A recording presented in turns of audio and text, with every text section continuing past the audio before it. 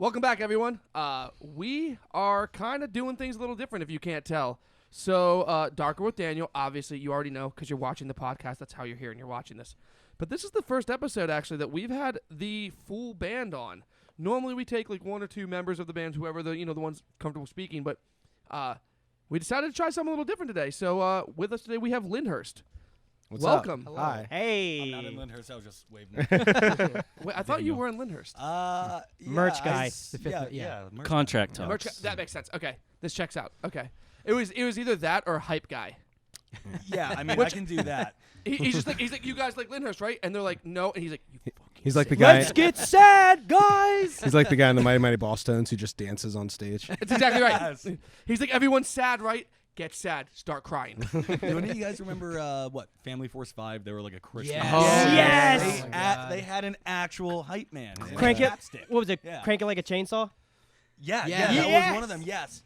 Oh my God, what a throwback. I went to one of their concerts, and my teacher was like, "What are we cranking it for?" I'm like, "For the Lord." For the Lord. Yeah.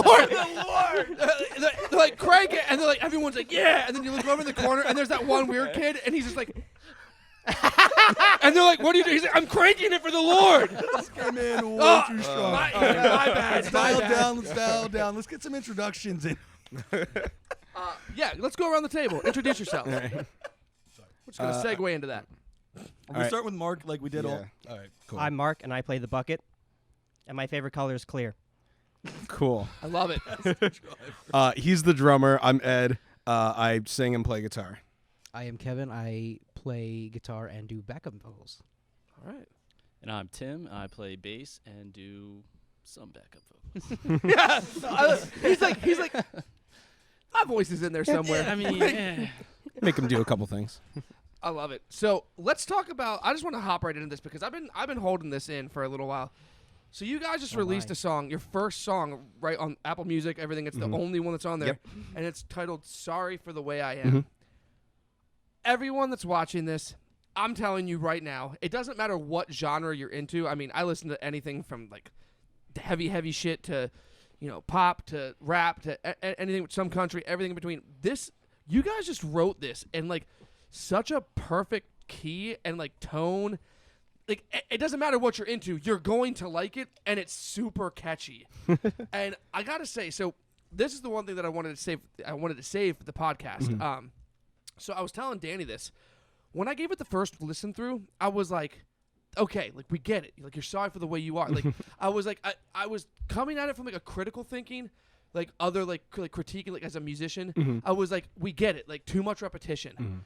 But then I like listened to it again, and I was just like, wait. I was like, and it clicked because then I started connecting with the song, and I was like, wait. I was like, actually, they're a genius. I was like, when you're actually feeling like this, that's the only thing that's going through your head. You just want to keep saying, and you hope whoever you're saying it to just actually accepts it, like hears and understands what you're saying, because it's the only thing that's going through your head. I was like, oh my God. I was like, I'm an idiot. I was like, they're a genius. I was like, they completely encapsulated like the feeling. Yeah, and it's the whole idea of that is like in practice, because this is obviously something that I've had a lot of experience with. It's a very like self-defeating kind of thing. Yeah. When you do that so much and you feel like you have to do that, it's almost like you like lessen the impact of it. So especially at the end there, where it's just the screaming it and it like dies out. The whole point of it dying out there is like, oh, this is actually like pointless. Like, this is not actually helping anything. This is just you're all me alone. feeling sorry for myself. Yeah. It's so isolating at the very end of it. And I was like,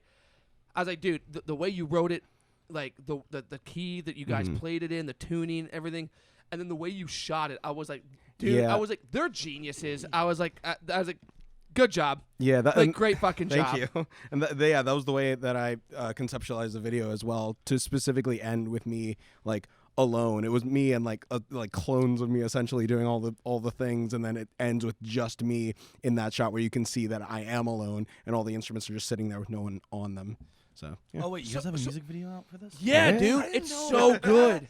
I So listened to it the was song you before, on I don't all wanna the hear it. instruments then Do your in the music research. video. What's up? Dude, So it was you're you- you're like the co-host of this thing. I thought I looked it up on YouTube. I guess not. He's the main host. I You're the main host. founded this.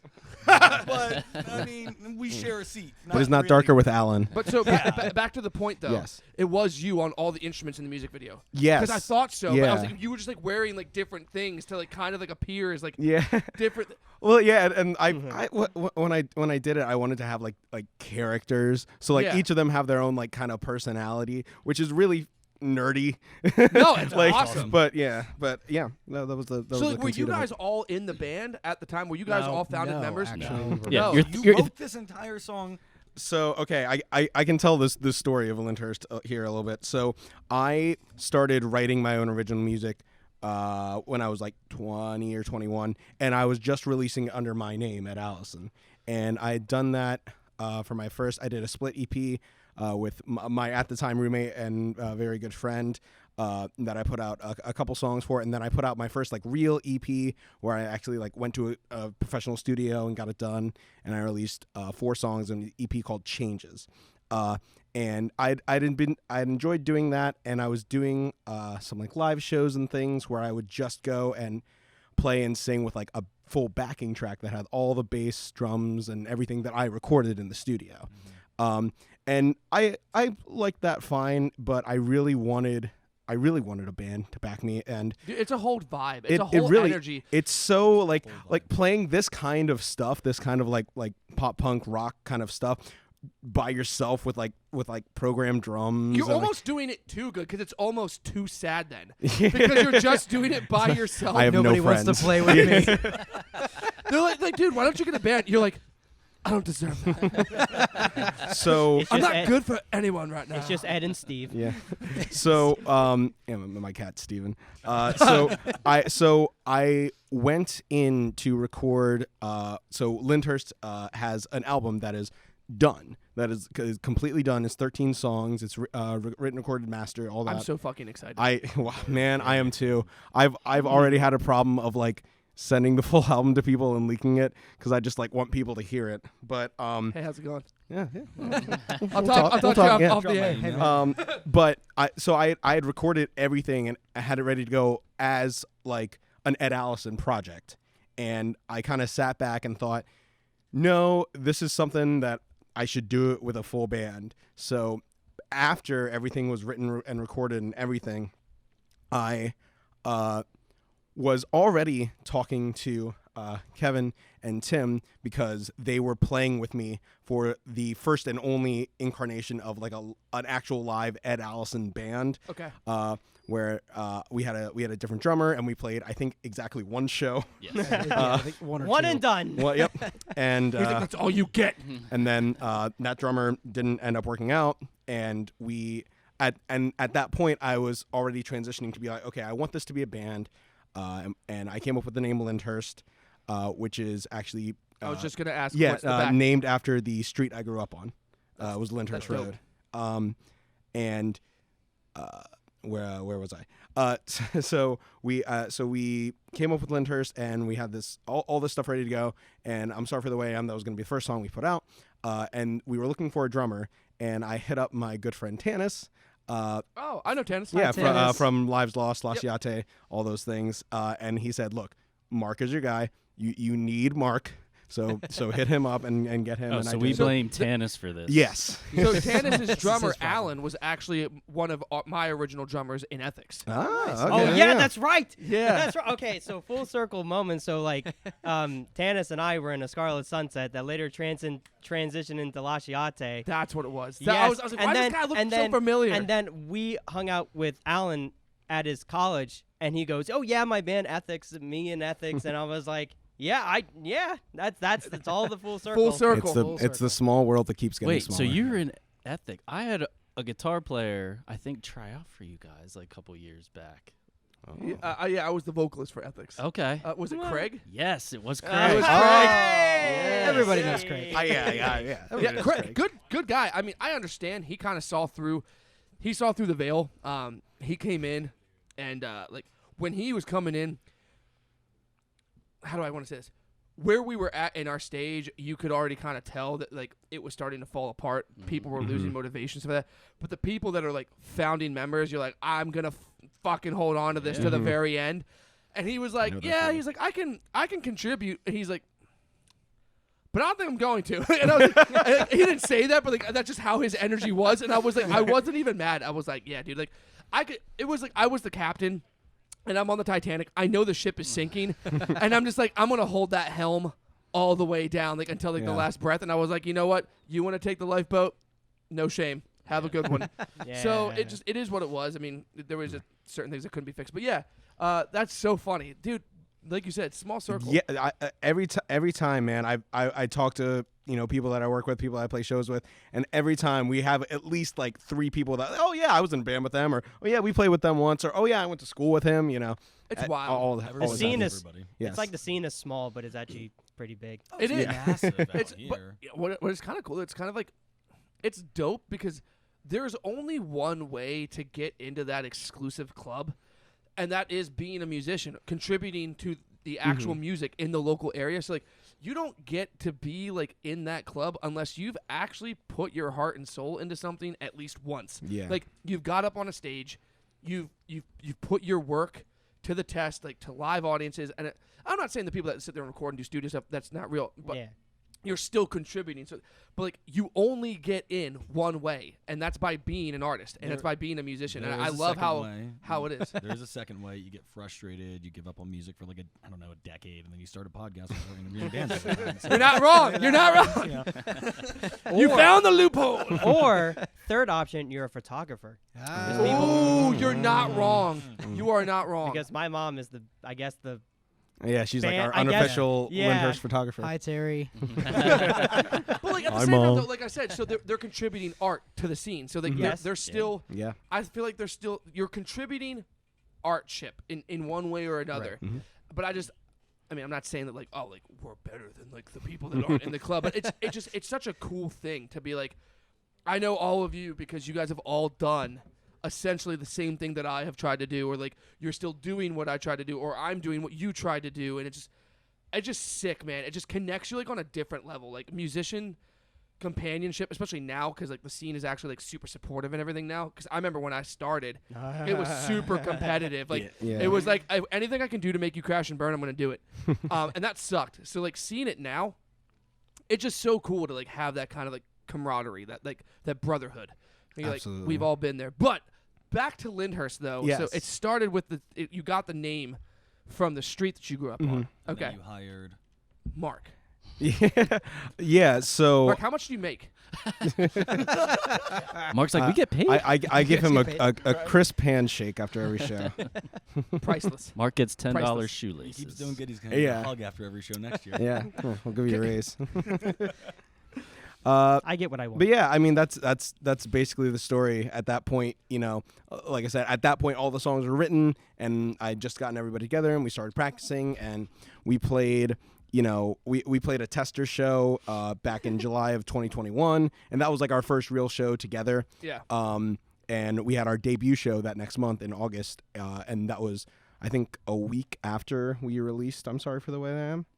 I think that's right. So yes. we're still like fairly young at this point. We essentially just started in August of last year. Wow. So we've been around for I don't know math like 8-9 months at this point, and we're finally getting around to releasing our second song. So Honestly, though, like don't show all your cards at once. I mean, I think you're doing a really good job. Sorry for the Way That I Am is like that is a song that has. Replayability, like constant replayability. It's, I say this with the utmost respect. It's specifically generic enough, like so creatively. Like it's perfectly generic enough that you're like, it's super catchy, and I know what's coming, and I can predict it every time. You're like, but I still want to hear it again. Yeah, and I would say generic. I would say easy accessibility. Easy, maybe. Accessible. I would say it's a level of high tier where it's just like. Wow, okay, so it meets all the standards that you would see on a I don't know, regular. I Yeah. don't want to say regular. Mm. A mainstream, not mainstream. What am I going for here? When I Just say like shit- any It's all right. big You- band out there. Yeah, you can say it. Nobody listens to our band. It's fine. When Dude, I- I have listen. I'll be honest with you guys. I listen to a lot of different music, and it takes me a little while to listen to people's stuff sometimes. And I was like, all right, great. We have our meeting on we do our podcast meetings on Mondays. We have Lyndhurst coming up. I need to check out their music, and that was the first thing I did Monday night was checked out your guys' song, and I was like, oh damn, this is like really, really, really good. And then Tuesday, I was busy working all day, and I had it stuck in my head, and I couldn't remember what song it was. And it was bugging, just absolutely bugging the hell out of me. And then I finally remembered it was you guys, and I've had it on repeat all day, every day since I mixed in with a all little day bit today. of Foundations of Decay, the new Yeah. Well, I don't that's like a it. high compliment. So thank I don't you. like it. Oh yeah, dude. You don't like it? I don't. My brother showed it to me, and I like MCR, but like I was just like, I don't know. It's not tickling my fancy. I feel like it's lacking something that original MCR like had. There, I don't know what it is. Fully embodies like their first album. Personally, Nope. I don't think it does. I think what it's. If I could put like my finger on it, I think it's missing like the adolescence energy that the Well, first they're album forward had. I was now. gonna say That's- but that that's they're what I'm adults now. And I get that, but like it just hits different. I don't feel that same energy through the music. Like when you're singing, like when you're saying like like sorry for the way that, dude, you hear that emotion coming through the vocals, and like that's the shit that I connect with. I'm like, you're not just singing the song, like, dude, you're living the song, and that's a thing that you can pick up on, and like I love that. The new MCR song, I'm like, I feel like y'all just did it because like you guys knew it would work. Like it's like, I don't know. You're like, if we release a song, Can I admit something? sure. I've not listened to it yet. Yeah, so I feel like literally everyone else that I know has like super strong opinions about it.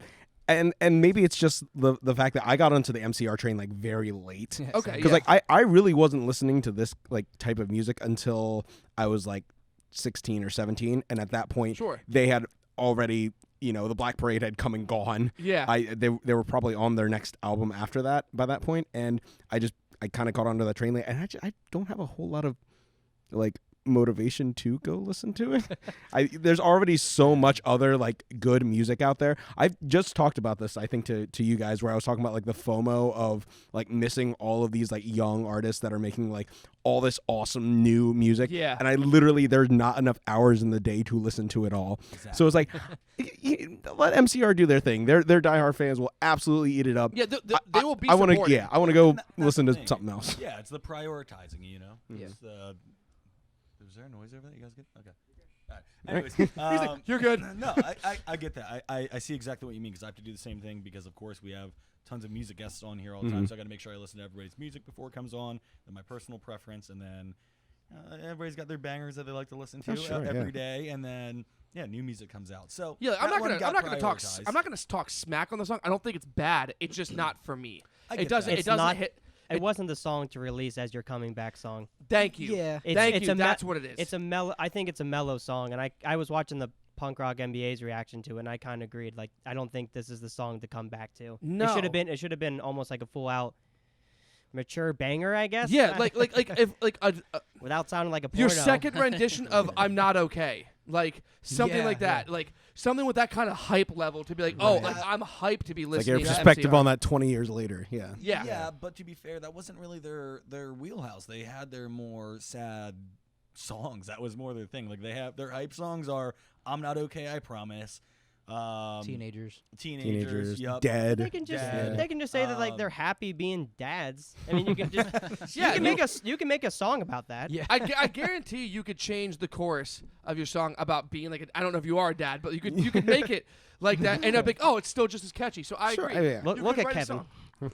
Yeah, Kevin's the I'm dad the of dad our here. group. You're the dad. Yeah. Yep. How many kids? Technically two. Too many. Yeah. I'm just kidding. I'm just kidding. I'm just kidding. No. I'm just not there yet in my life. So Couple of questions. So, where are you guys based out of? So most, I mean, Pennsylvania. these three are based out of Mechanicsburg. Well, Harrisburg. Harrisburg. This kind of area. I'm from York. Okay. So I feel bad because like whenever I fill out something that it's like, oh, where's the band from? I was like, well, it's York because that's where I'm at. But Is that where you guys practice? But Yes. we practice in New York right now, and we play a lot of shows in that area, but also obviously the surrounding areas. So. Yeah. Nice. So yeah, That's that so, was way too long of an answer for that question. no, it wasn't. No. It was fine. Where so like this is the last question I'm really gonna harp on. Actually, I do want to come back to a point though. When I said generic, I wanted to clarify that. when I said generic, what I meant when I said generic was like how like there's like the certain pop songs and like the classic hits.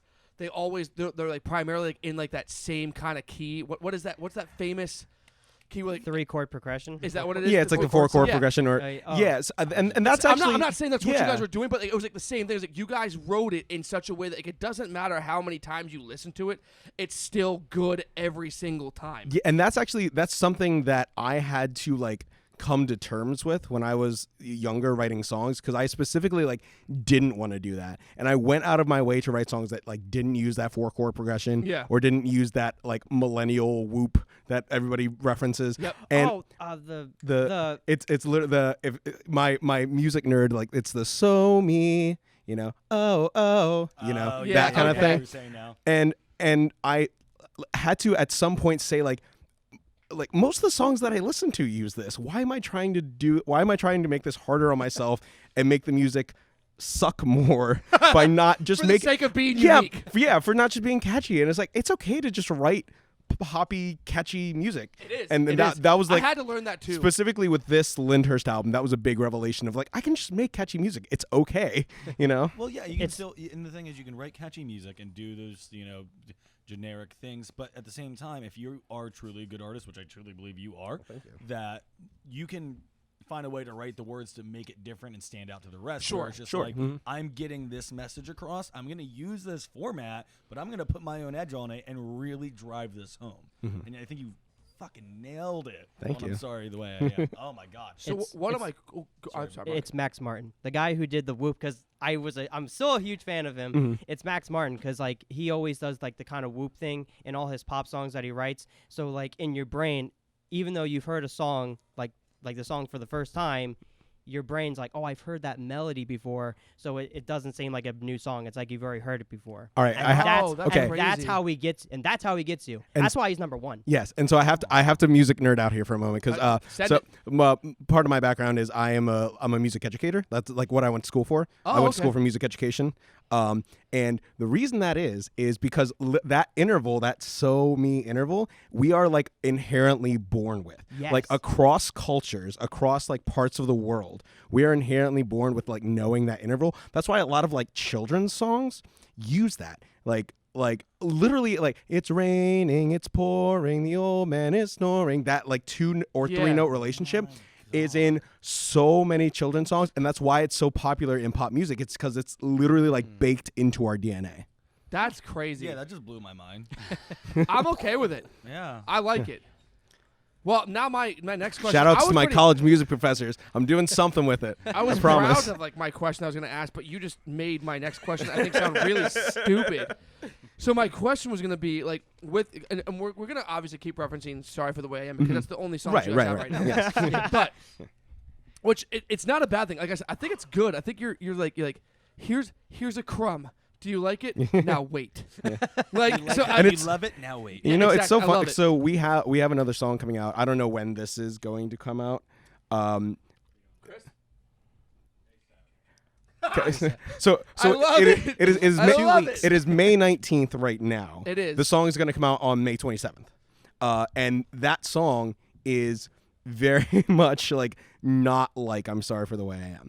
The full album has a lot of both, but our next song is like super poppy. It's like super catchy. It's still got the rock edge, but it's I tweeted something the other week that was like, man, it's like, oh man, I'm really glad you guys are liking I'm Sorry for the Way I Am, so we can disappoint you with the next one.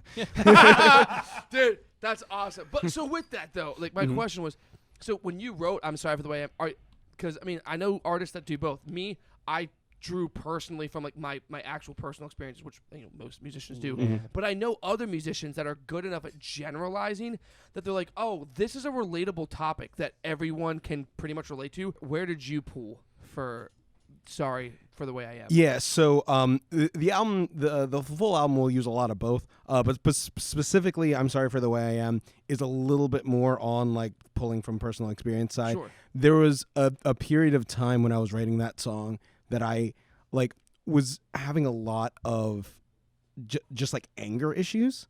Like I was getting angry at myself a lot. I was getting angry at other people, and I was having a hard time like controlling it and understanding like what I was even angry about. And I literally had to like I had like breakdown points where I was like, why do I feel like this? Like, why is this like, it's so overwhelming, like the way that I feel about this, and like, why is it happening?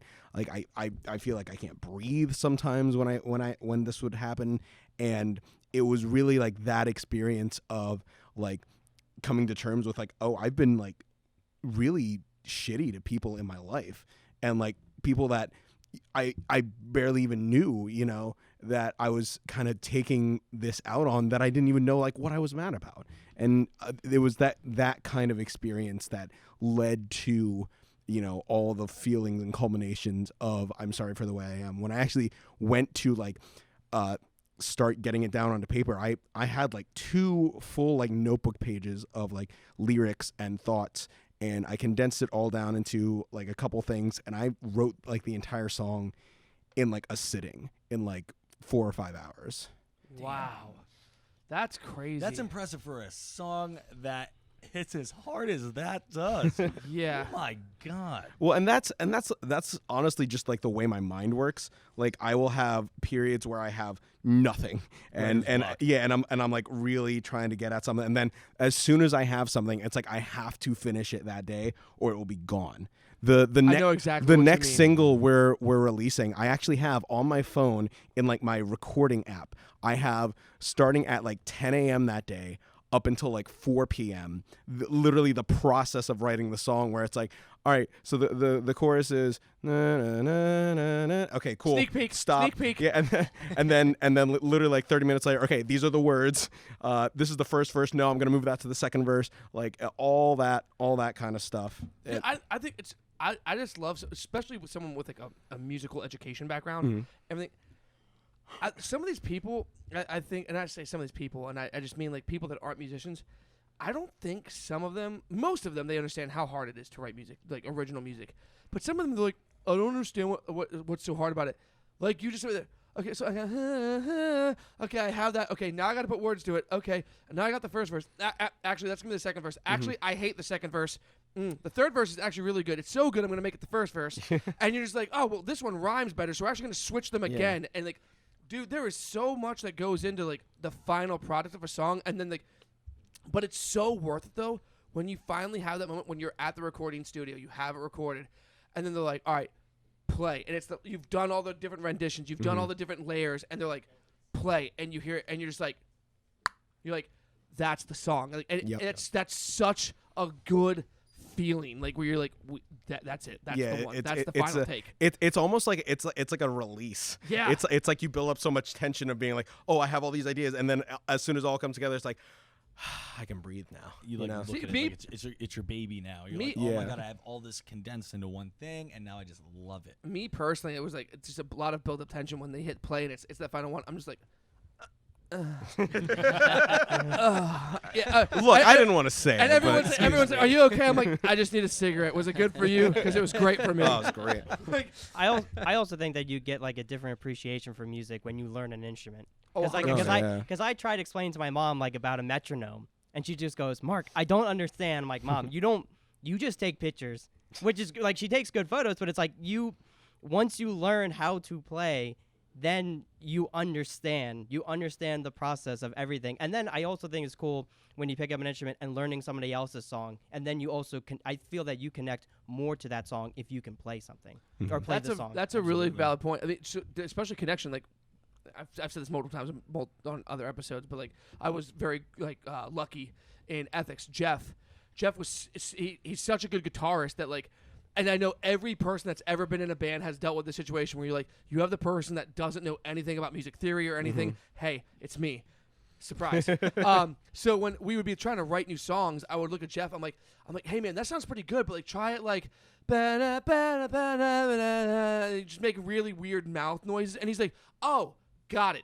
And he like literally spoke that language, and he's like, "Oh, you mean like this?" And he's like, and he would just. I'm like, exactly. And like, it never didn't work.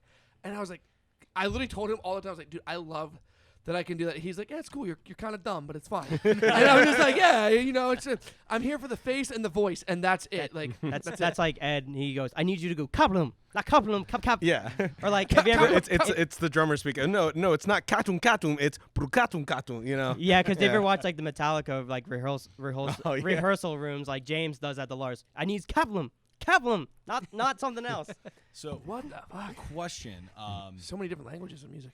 So you wrote the entire album, right? Correct. Yeah. And did you record the entire album yourself? Yeah. So everything that you'll hear on the album when it comes out, aside from there's one feature and there's some cellos on an acoustic song. I'm so excited. Slut for a cello. That one, it's so sad. I just listened to it the other night and posted something on Facebook. Like, I can't wait to actually release this song so everybody can cry with me. Oh my god. So aside from that feature and those cellos, everything you'll hear on this first record is going to be me. The drums, the bass guitar, everything. Well, guys, at least he's humble. Yeah. Well, very modest. And so that will be different going forward. So that's my question. That's what I'm getting to. Moving forward, so you wrote the whole first album, recorded the whole first album. As a band, moving forward to get the same sound you want, it seems like you guys are meshing pretty well on everything. Right? Yeah. In general, Mark's like, sure. Mark likes to call me the Caleb Shomo of the band. Yeah. We are the Beartooth of pop punk. Yeah. I kind of like that though. But I also feel bad because it's like, Ed's like, oh, here's the song, Mark. You should learn it. I was like, no, man. I'm like, I'll play the same vibe, but I'm like, I'm gonna add way more to this song. Way more blasts. And it's been an exercise for me in releasing creative control, which is something that is hard for me to do. I get it. Because I totally put like way more toms in the chorus of I'm sorry, but only just to put more impact. Because I try to do like accents on syllables. Are you talking about live, right? Yes. Well, but yeah, because we're not going to re-record this. I want to hear that. Unless there's a 10-year anniversary. anniversary. I am kind of like a sucker for like, I like good fills because that's how you can really. That's how you can tell a good drummer is like, oh, there's a fraction of a second of empty space. How do I fill it?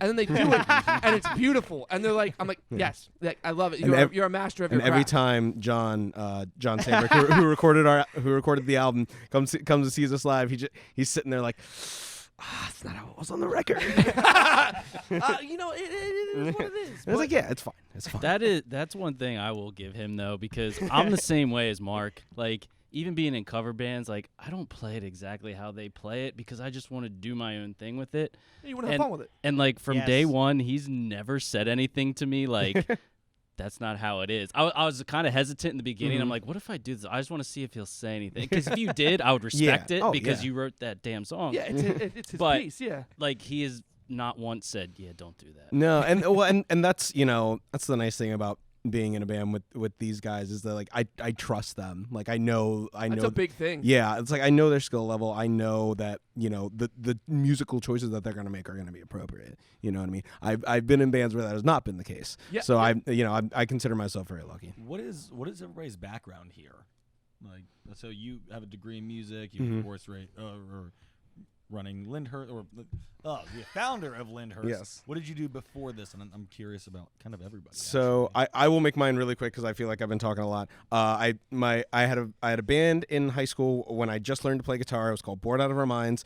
We were not good, but I was in it with a couple of my best friends and my brother. And my brother is actually the reason that I am here doing this today. I always say that because in 2014 he was roadieing for a band called Gunmetal Grey. And I know. Very familiar. Yes. And they lost their bassist. Their bass player left because I think he had a kid. I think that was why he left. I never really got a straight answer from him. But they needed a bass player like immediately for a filling gig. And my brother said, hey, I can do it. He can learn, 30 songs in 2 days. So and I did. And it was like, it was cover stuff, it was like 80s metal kind of stuff. Yeah. And I did that, and by the time I got there, they were trying to convince me to drop out of college and join the band. but that joining Gunmetal Gray at that point was like my into the scene, where I got to meet a lot of different bands, where I had more confidence in myself to start making my own music because I got the experience of being in the studio with them.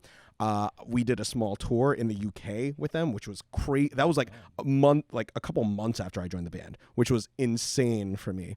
But you were like, I'm doing it. Oh, I'm yeah. actually doing it. Yeah, and so that gave me the confidence to do my Ed Allison stuff, and that eventually led me to do this. That's my like big. That background. is sick as fuck. That's Yeah. really cool. Yeah, I definitely am. I've It heard was- the name, but probably know a song if I heard it. I'm pretty sure I know who they are. They had a really good drummer, right? He liked to spin his sticks a lot. Oh yeah, Muff. We played Well, with no, you there's guys. you've had like We've 5 had a lot of drummers. drummers. Yeah. Well, so they start before I joined the band. They had Describe your vocalist to me. our vocalist. He is shorter. He's got a beard. Wears a hat all the time. He's Italian. Yep. Okay. Yep. Yep. He's I got like played 5 shows- brothers. Yep, Yep. Always I wear played shows with you. sunglasses. Yep. I played multiple shows with you guys. Oh, yeah, definitely. I'm looking him up on Facebook. All right, one of you three. Yeah. Somebody else talk. Somebody tell your background. Okay. Come on, Daddy. How far back are we going? Kevin. Just give us Well, the so can we talk about how you two know each other? Well, yeah, me and Kevin actually went to high school together. Yeah. Little fun fact. Yeah. Yeah, we were you in the same, or maybe you were just kind of hanging out there. I was in sound engineering. Yep. Yes. I Were you- was also in that for a little while. Yeah. Did you take it? Did you take it twice? Because I took it twice. Just more so I 'cause- think I may have. I was in the sound engineering band when it was me. I think Andy Hennon was on drums. Oh yeah. I don't know if Zane was on bass. Tom Segudo was in there for a little bit. Mhm. Oh hello. Yeah.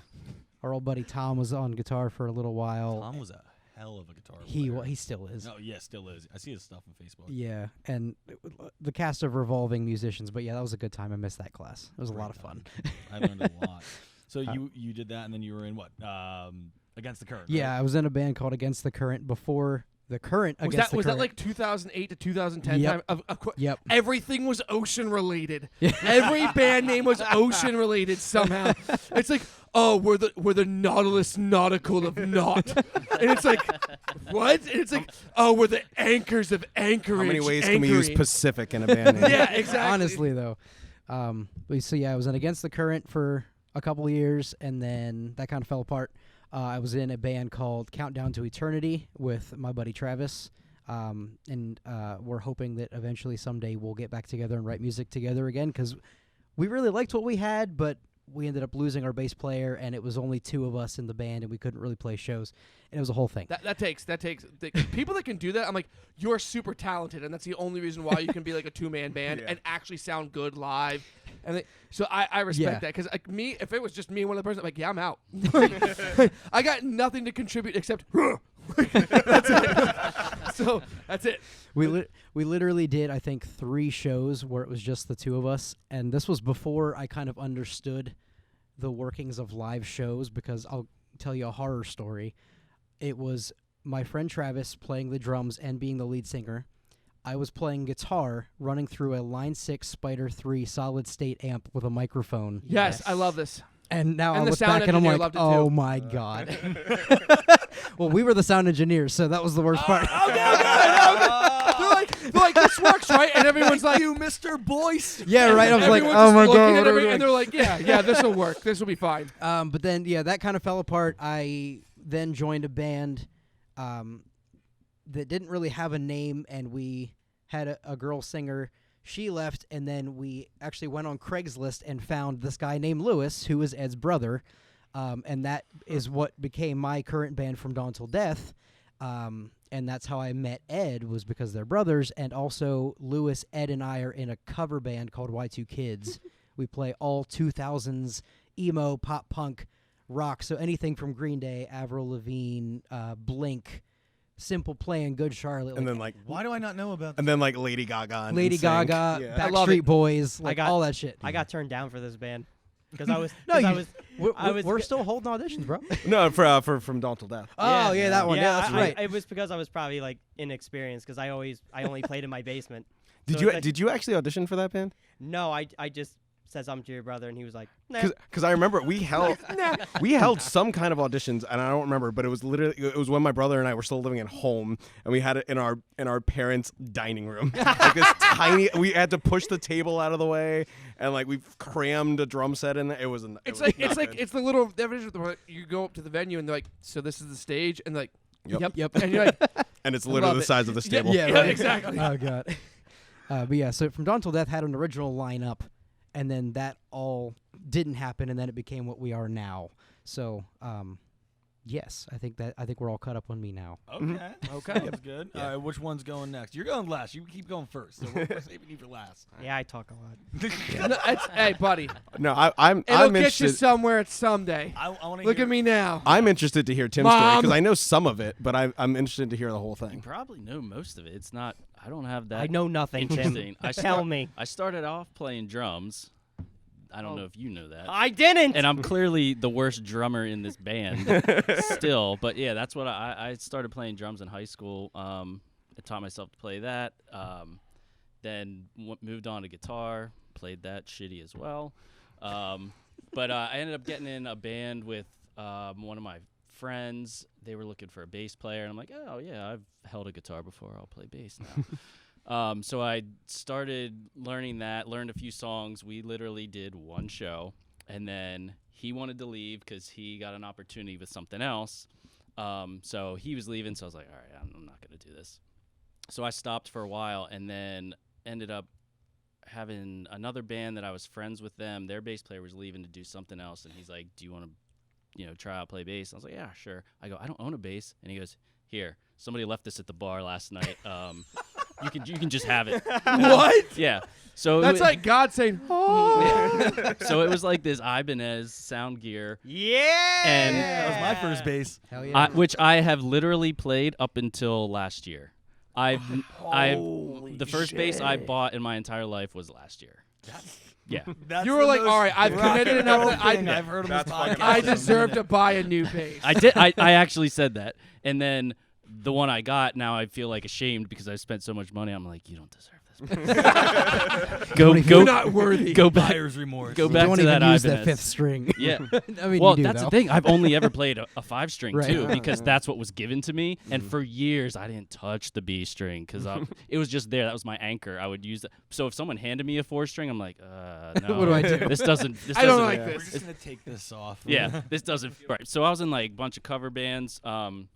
Random Allies, that was the first one that I was in for a while. And then while I was in that, my friend, who was actually the singer from the first band that I did one show with, he wanted me to come play guitar. So I tried out. I haven't played guitar in like 10 years. So, but anyway, I tried out for that. They ended up bringing me in. I was their second choice. The guy that they wanted was like really, really good, but I guess he didn't have the time to do it. So I ended up doing both. I was playing bass in Random Allies. I was doing guitar in Johnny Chimpo, and I ended up stopping Random Allies because I liked playing with these guys better, like playing guitar a lot better. And then I think Random Allies broke up. People were moving away. So I did that for a real long time. And then we stopped doing that after a while, and I was sitting around doing nothing. And then another friend of mine, Bullet Method, Eric, the drummer for Gunmetal Gray now, he had a original / cover band, Bullet Method. They needed a new bass player, so I started playing with them, and that was super fun. That was the first time I got to play originals, but we were doing covers and originals, so it was kind of like all over the Best place. of both worlds. Yeah, and we had the lead singer at the time, his wife. She was a very good singer. She would come up, so we were doing like Paramore. We were doing Oh, yeah. Bullet that's for My awesome. Valentine. We were literally doing everything. That one of their original songs was like a country song. Like, Oh, yeah, it was yeah. like all over the place, but it was really, really cool. That's cool. I enjoyed that a lot. But then that kind of ended, and then what did I do after that? One of my other friends started up it was just supposed to be one show. He wanted to do a Breaking Benjamin like tribute thing, so we did one show. But then we ended up doing more and more and more. Snapping Steven. And yeah, we still do it now, but like maybe like 2 shows a year. And actually, Craig is in that. Oh, dude, Craig, we knew as soon as he walked in, he was like, "So like, do you guys like do you guys do like any covers? And I was like, what, like Breaking Ben? And he's like, no. And I was like, yeah. Yes, exactly. I know the whole catalog. That's exactly what I did. And I mean, I'm still friends with him on Facebook, and he's done a lot with like that tribute band, and he looks like he's having fun. So like, I honestly wish him the best. It's really fun. Like, again, we only do it these days maybe like twice a year, but I still just like it's fun to just do that, and it's a lot of fun to go see too. I've seen them most shows they've played. That's awesome. Dude, that's it. I also just want to recap that actually. Like, oh, there's like not really much for me to tell. I mean, because like whatever, but like, strap in, guys. Here we go. There was so much to talk about. Now you're like, I liked it. Just shut up, dude. Basically, you've been playing live music for like well over a decade. Well, yeah, I'm kind of old too. Yeah. no, don't look a day over 12. I don't know. It's weird. Yeah, I don't know if we were. Hey, buddy. I don't know if we were recording that or not, but I'm 28. Oh, Kevin is 30. Almost 30. Mark is 27, and Tim is older than all of that. Yeah. So but I'm not the oldest one at the table right now. I'm not the oldest. So, I'm yeah. so excited. Well, Hunter is the youngest technically in the room, but you can't see. He's behind the camera. It doesn't matter. Hunter he's also the most handsome person in this room. Hunter has the V for Vendetta like Sorry, Tim. mustache He's and dethroned like, you. goatee. Yeah, so he he's looks got it going super intelligent. So it doesn't matter that he's young. You're like, he's a young guy, but you're like, but I'm going to intellectually not argue with him because he's going to slay me. Okay. And usually you're right. He will slay you. Hunter's so smart. But like, encyclopedia of random shit. And I'm just like, I love it. Listen, the rule of thumb is you just never fuck with a guy that drives a 98 Lexus. So. You just don't. Keeps it running forever, too. Literally, like, I could talk about Hunter forever. And Chris, we do it a lot. Chris, I just love you. I mean, it's just, I just love you. So, look at that smirk. Look at that smirk. He gave me the heart. You guys can't see it. It doesn't matter. Usually they have their mics and they'll say something stupid, but we took. So yeah, we commandeered all of them. Yeah, You did. There's too many of us. How's it? But all right, how's Mark. it feel not having a mic, peasant? You guys look good from the top of our ivory tower. So, All right, Mark. I keep wanting to call you Will. I don't know why. There's been like 30 times tonight where I'm like, Mark. Will Mark. Will Mark. Will Mark. Yeah. Will Mark tell me his background in the music. Nice play. Oh boy, Nice segue. story time, everybody. Gonna run to the bathroom. All right, that's fine. You'll still be talking when I get back. My life was complicated, and it's a long tale of 27 years.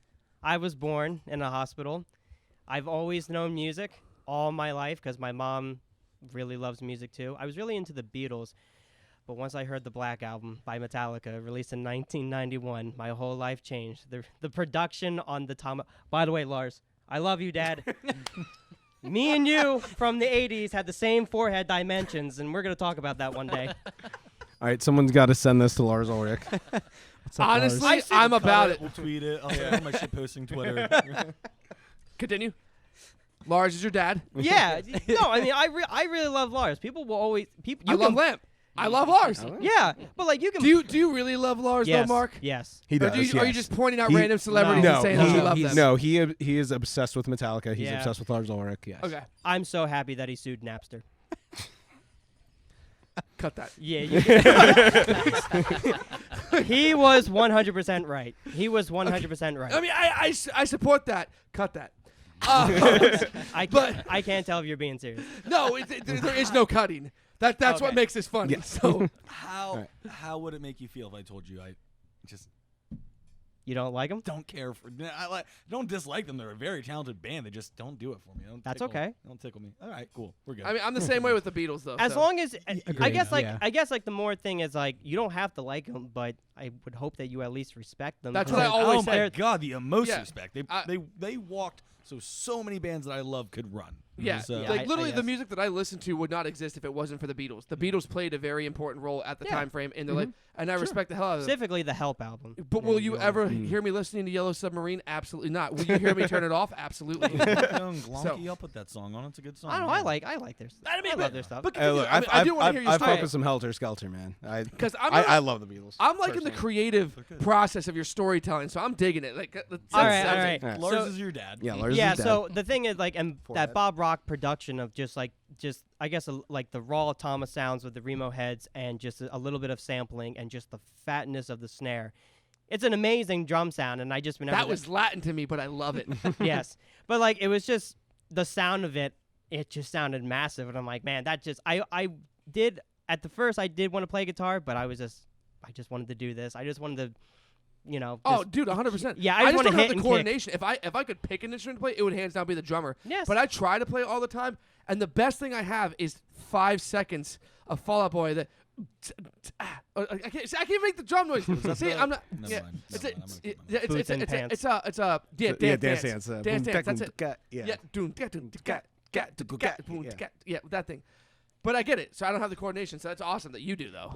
So and then I later got a Pearl drum set. It was like a Pearl Winter Hall because back in the 90s, like major companies would team up with smaller companies and there would be like a collaboration. Cool. Okay. And then I later got a Tama drum set, and then I got really into Joey Jordison for a while to the point where I couldn't say his name in my house because it really annoyed my mom. I just said Joey Jordison was everything. So and then he was the reason why I took drumming really seriously because I saw the Disaster Piece drum cam. And when he did the People song, and I think it's also Disaster Pieces as well. Disaster Piece, yeah. Yeah, so like watching the drum cam really made me take it seriously. And then I started playing the CDs, just playing everything, and then I started doing it at open mics. I did like a Metallica medley of like throughout their years, and that's how. And then that's sick. Yes, and yeah, because and it was awesome because I found a guitarist. Did you guys hear something hit the bottom of the table over there? No, I don't know. I just we don't have those expensive mics to pick everything like that. You're right. Yeah. But continue though. So then I started going to a ton of shows, and I just saw all the bands that I wanted to, and then I finally started. And then my first small show was Ice Nine Kills at the Champ. I was there. And for the communion of Did the. I break your nose? No. No. I did actually. Me and this dude literally broke each other's noses. I've never got my hit. God. I've never got hurt at a metal show. The only time I've ever got hurt at a show was at a power metal show for Sabaton. Nice. Some dude wailed me in the eye, and I had to do an interview the next day. So when we were at the gas station, I got a Monster because even though I didn't drink it, the bottom of the can had the perfect like indent or whatever to put it on my eye. So while we're driving, I can do this. So it's and reduce the swelling. Yeah. So when I go into my uses. interview, it's just barely visible. Who the hell is even Sabaton? They're power metal. Yeah, they're power metal. Yeah, Dude, they're like one of the biggest. Name a They're song, one of the but I biggest know power who- metal bands ever. They had a little like war reenactment as an opening act one time. Good for them. It's if you're really into history, you would really like them. okay. Yeah. Sure. Yeah. I mean, I'm not talking smack. I'm like I've like literally never heard of them, but you're like that sounds impressive is and dope. expensive. Yeah. Yes. So good for Yes. them because I have never been to that level Let me at just all. make it clear. I was laughing at Alan, not you guys. Alan's just like, good for them. Man. I'm like that's awesome. But continue. So No, it was just. But the thing about music is like when I was in school, people made it. This is the thing that like I'm glad things have changed. People have made fun of me for liking the real. Because I got into really heavy stuff at an early age, and people would just be like laughing at me, and I was like, nope. And like when I hear "I'm Sorry for the Way I Am," I kind of can relate to that because it's like I don't understand why I like such heavy stuff rather than what's going on or what's going on right now. Now I do, but back then I was way more high strung and way more attitude driven. I'm like, I like heavy. It's heavy or nothing. Heavy or just nothing. yeah, I'm right there with you. I mean, And then I just started practicing in my basement. I just started practicing as hard as I can doing open mics, and then I started trying to audition for bands, but I was also just kind of my way or the highway. And then I started like kind of relaxing, and then I started like going to more local shows, and I was like, I kind of want to do this. And then the guy that I used to jam with, I guess he met Tanis at a guitar center, and he said, we're looking for guitarist and guitarist and drummer. And he says, I know a drummer, and I'm a guitarist. And then I became friends with Tanis, and then that's how my whole music scene journey started. dude, that's cool, man. Awesome.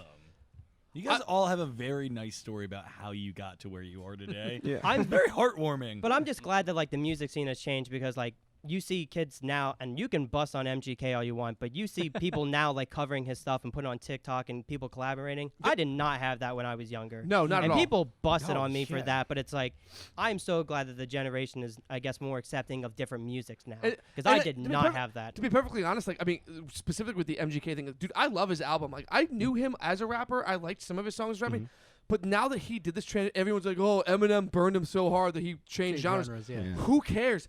honestly, it sounds like this was the genre he was supposed to be doing from the get-go because he's doing it so well. I don't think he has I don't think he has the voice for it, but he definitely revived pop punk. Well, I think Travis Barker is a big part of that. Oh God, yeah. Because Travis Barker is the man. And that's what I wanted. I kind of want to be like the Travis Barker of the scene, because if anyone needs a drummer, I would help. I have no problem with it. Dude, honestly, good for you. Like I'm not even trying to say that's like overzealous. Like if that's what you want to do, and if you think that's the role that you can fill, then fucking do it. And dude. people are always looking for drummers. Fill that they are. Yep. They are. So if you think you can do that, honestly, man, you could make a huge change in the local scene, and that has a ripple effect. It just keeps going. So I mean, honestly, man, I guess. Kudos to you. Sure. Like do that. Take the fucking compliment. Well, and he's worked. You worked with and I'm gonna forget his name. That dude. Yeah, that dude just recently worked with like a rapper, like a couple. King Conspicuous. Yeah, King Conspicuous. And worked with him doing some drum stuff. He worked with John Garcia doing some drum stuff. We had John on here before. Yeah. So he really like. I worked with him at XL. Yeah, he dips into a little of everything, which I really appreciate. Me and him, we've been friends for I think I've been friends with him since I was like 22, and. Oh man, dude, me and John we are like deep emotional friends. That's like, awesome. He's a deep emotional guy too. I met him when I was downtown in Harrisburg at JB Love Drafts, and we talked for My second home. Yeah, we talked for like all of 10 minutes, and I got a message from him when I got home, and he was like, "Dude, it was so nice to meet you." It was like we connect. It was like we like I feel like we really connected on this level, and like you're my homie now, and like we got to hang out and talk and do all this. I was like, "Yeah, totally, dude. Like that's awesome. Like he's a good dude." He's like, "Also, I love you, and like I'm outside your door right now. Like I mean, like please let me in. I need to cuddle." Like, and you're like, "Whoa, hold on, hit the brakes." John is such a nice guy because John is I believe awesome. he reached out to us and he was like, "Hey, I found you guys' podcast," or it was like recommended by somebody, and then he was like, I would like to come on the show, but I'd also like to bring my friend Evie with me as well, who is really good at making music. I'm not sure if you guys know who Evie Z is. Yes. I know the name. Yeah. She's awesome. I've met her. She didn't she record here? She did. Yes. Okay, she then did. okay, She recorded yes. here. She was putting out a lot of music whenever we first started doing this. I was good friends with her older sister when I was in high school, so I hung out with her. I didn't know that person existed, but yeah, I'm very happy for you.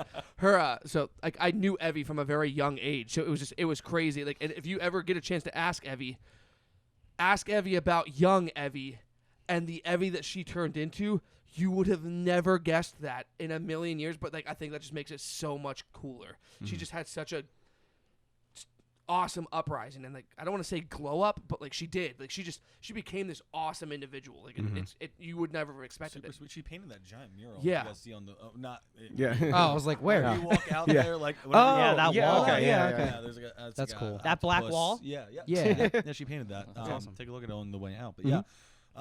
Speaking of the way out, we are kind of running out of time. Oh, yeah. Here. Did you guys have Jeez. anything that you guys wanted to bring up one more time, or if you guys are good, just this go is ahead and give floor is yourself yours. shout outs. Upcoming stuff. Yeah, so like I said, I don't know when this is coming out, but our next single, "Messy," is going to be coming out. I don't know what camera I should be looking. It's going to be coming out. It's going to be coming out May 27th. We're really excited about it. It's a little bit different from our first song that we released, but we really like it. It's featuring Wes from the band Lowborn. And I'm really, really proud of it. We've been playing it live, and people really seem to like it. So I'm, and the video is awesome, The video. and hilarious. And we got to film at a rage room and break some stuff. I got to eat pasta with hair in it. It was a, it was a good old fashioned pop punk time. So you're talking Yeah. Wes Good. Yeah. Wes Good. Well, no, not Wes Good. Wes Lauterbach. I was like, hold up. What kind of tone is this song going to be? No. I am in here. Okay. See, we're already I like Wes disappointing Good. you. I'd love to work with him at some point, but yeah. Such a cool guy. Yeah. But awesome. Well, we are looking forward to see it. When's your guys' next show? Our next show is actually this Saturday. It's May 21st. We're playing Rock on the Hill. It's the first year they're doing this festival, and it's a bunch of local acts, but they have headliners. They have Tantric, Jimmy's Chicken Shack, and Flaw. Okay. And then it's a bunch of the bands in this scene that we all love. I'll be You know, joining. it's our friends in Defiant, If Not For Me, Ultraviolet, Dinosaurs in Paris, Nimrod, Hot and Dangerous. I'm forgetting some probably. Lost. Lives Lost. Yeah, absolutely. Sugar Hysteria. It's a genuine like homie fest, and I'm so excited for it. Where is this at? It is in Hanover. It's the first year they're doing it. The Hanover JCs are like sponsoring it. 717 Entertainment's putting it on. It's going to be a great time. Okay. Wait, and this is Friday or Saturday? Saturday. This Saturday. 10 a.m. to 11 p.m. Birthday Oh, yeah. party. I was going to invite you guys to it. I'm drumming for Lyndhurst and Ultraviolet. Nice. Oh snap! Double Okay. dipping. Yeah. I am triple dipping that day, unfortunately. What? So I occasionally fill in with the band Hot and Dangerous. I play drums, which is it's fun. It's a cover band, so I get to just like jam out. And I also play with Nimrod. They are a Green Day tribute band. Which is it's really fun for me because it's all the same stuff I've been doing since I was like 14 in my bedroom by myself playing. But now I get to do it in front of people. Yes, and I get to put on a wig so I look like Mike Dirnt, and it's a good time. I love it. Well, like we said, we do have to wrap this up. Yes. So, I mean, guys, thank you so much for coming in. This was the first time that we ever did a full band, and honestly, I liked it. I think it was sick. Did you guys have a good time? Oh Yes, yes, yes, great, absolutely. yeah. All right. Well, then we Hire John Sambrick for everything. he'll paint your house, walk your dog, do your music videos and your music, and maybe he'll look at your taxes. Yeah, maybe Just Lars, if you're watching. yeah. Yeah, Lars, So, thank yeah. you. So Lars, meet your son. He works with John Sambrick a lot. You two will get along. And on that note, cut that.